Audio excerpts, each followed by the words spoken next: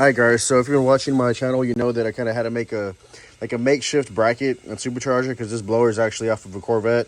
And I had somebody comment saying that you could just change the impeller, but that's not correct. You have to change the impeller and the housing because like I thought I was clear in the other video. You see how the snail is rotating clockwise and the discharge points out this way? On a Silverado version, the snail is going to be clockwise and discharge on this side instead of that side. So this is actually like a mirror image. It's reversed, it's flipped, and the impeller is also different. Anyways, so I did have to do like a makeshift tensioner. I had to make this tensioner. This is off a C4 Corvette, and I'm running into belt slippage. You can see some dust here. That's residue from the belt slipping. And the problem is that this tensioner is actually maxed out. It's a pretty simple tensioner to install. It's one bolt that goes down the middle, and it's got a pin that locks the tensioner from rotating. So that keeps the base of the tensioner in place, and then this is spring loaded, right?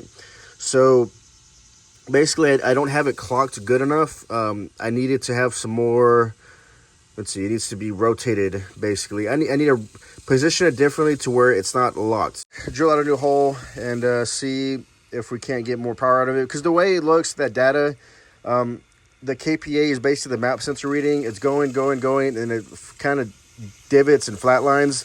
That's the boost falling off, and also power falls off as well. So I don't feel a need to upgrade anything, to go smaller in the pulleys or anything like that, or you can even put a bigger crank pulley. I don't see a need for any of that just yet. Right now I want to take care of that belt slippage because I know there's still a lot left on the table with what I have going on right now. All this powder and dust here is just more evidence of belt slippage. I went ahead and got the bracket off with the supercharger.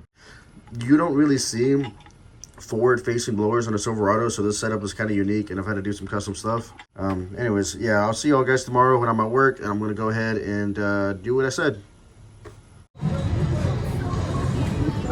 You look funny in a Chuck E. Cheese. I look funny in a Chuck E. Cheese? This is going to be you like in 10 years when you have kids. Maybe because I'm a grown man without children in a Chuck E. Cheese.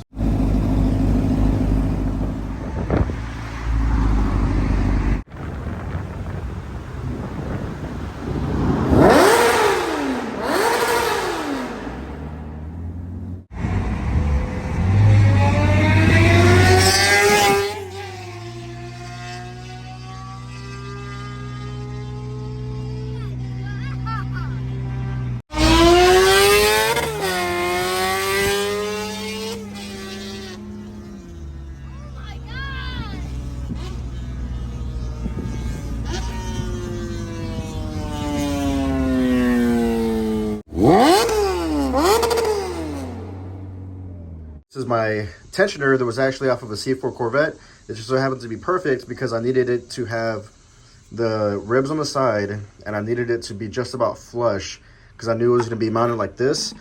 So I needed the pulley to be very close to this bracket because that's, I knew that pulley was very close to the bracket, so I knew this pulley needed to end up very close too, and then it being perfect. Anyway, the problem is with the belt slip, the tensioner was bottomed out. Just like it is right there. It was about here to about there. So it's gonna brings up like an inch. So I'm gonna see if that puts enough tension on the belt.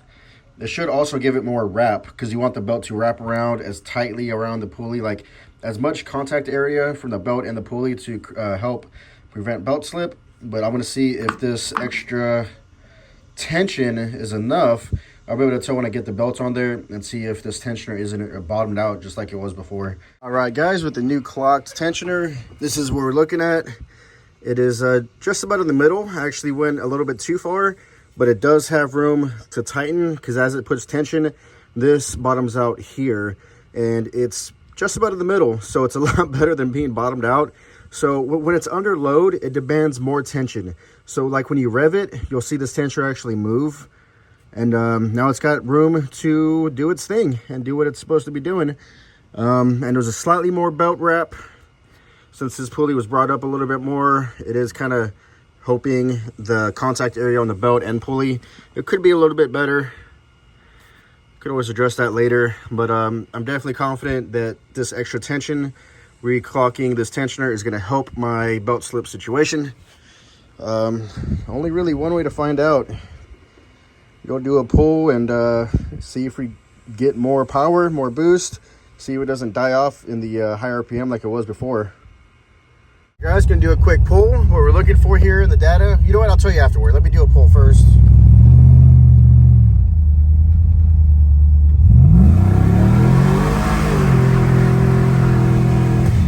Oh my God. What the hell just happened?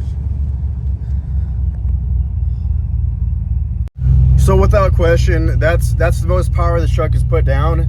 I think fixing the belt slip obviously put down more boost, because I've said this before in other videos, but you know, I gotta be repetitive. Not everybody watches all of my videos, but the way centrifugal superchargers are is the more RPM you give them, the more boost it produces. So you could literally raise your shift points, like raise your rev limiter and get more boost out of it by just revving it higher.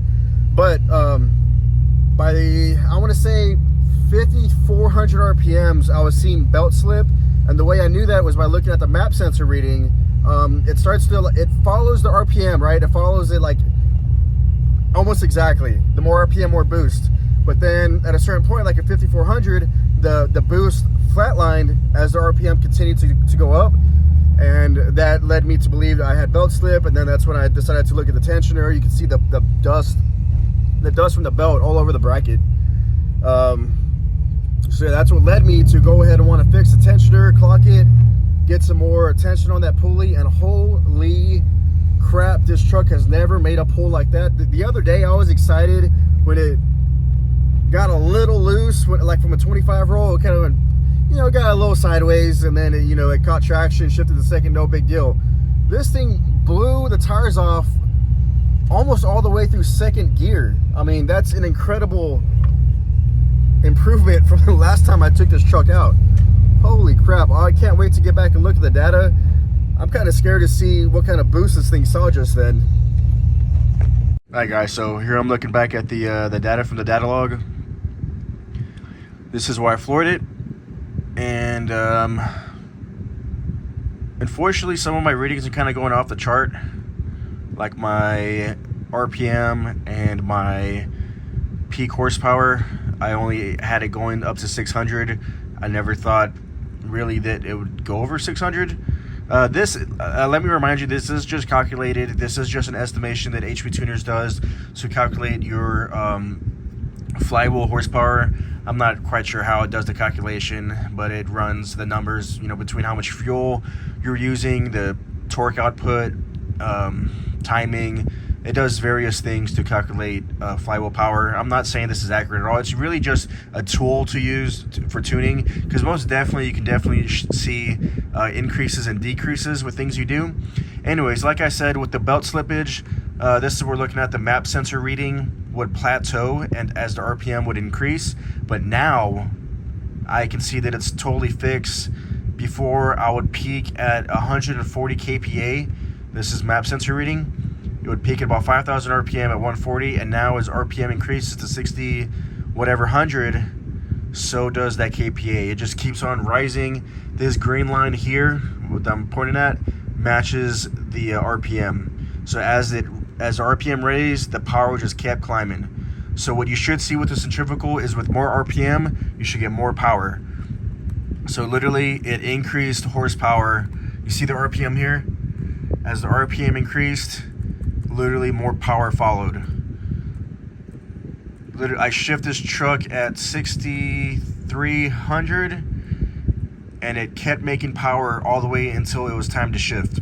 So literally, if I rev this thing out more, it would just keep on making more power and more boost. Yeah, same thing. If you look at the map sensor, the more, I'm going to start off at 6,000. The more RPM it got, the higher the map sensor reading, which is also boost. So I think 163 kPa, that should be roughly 10 pounds of boost. I do need to tweak my AFR. I'm running a little rich, and I had a little bit of a lean spike here. It got up to, 12.4. That's not good. Not good for a boost at all. You want to be somewhere in the neighborhood of 11.5, 11.9-ish. So I'm like a full 0.2 rich here. So I know I can get more power out of it by leaning it out some. But it's, as I say, it's always better to start off too rich and lean it out as you're tuning than to just start off, you know, you don't want to start off too lean. Obviously lean is pretty dangerous. Anyways, yeah, this is what we're looking at. New record numbers for the Silverado. 640 horsepower, about 10 pounds of boost. These Hunter tuned decapped injectors are maxed out at 10 pounds of boost, 99% duty cycle. Yeah, these injectors are tapped out. So I think this is a good combination with the 3.85 underdriven pulley. Well, I mean overdriven, it's a smaller pulley. The Hunter tuned injectors, it's like a good combination. Right now, I think it's good to just leave it the way it is, honestly. I do have one small treat coming up. So during the other video, I'm not happy with the way the Pro Charger bypass valve looks. So I went ahead and picked up this Turbo Smart blow-off valve. It's the same concept as a bypass valve. Literally, I just need a valve to open under vacuum. So this is not a butterfly style valve. It's just like a blow-off valve. It's 100% sealed unless it's commanded to be open under vacuum. The Pro Charger valve is like a butterfly and it leaks. I am not happy with that design, so I'm gonna pop this sucker in, and that'll be just that much less air we're bleeding out of the bypass valve and let that air reach the freaking engine. Anyways, yeah, that's it for this video. If you like this video, like, subscribe. See you in the next one. Later.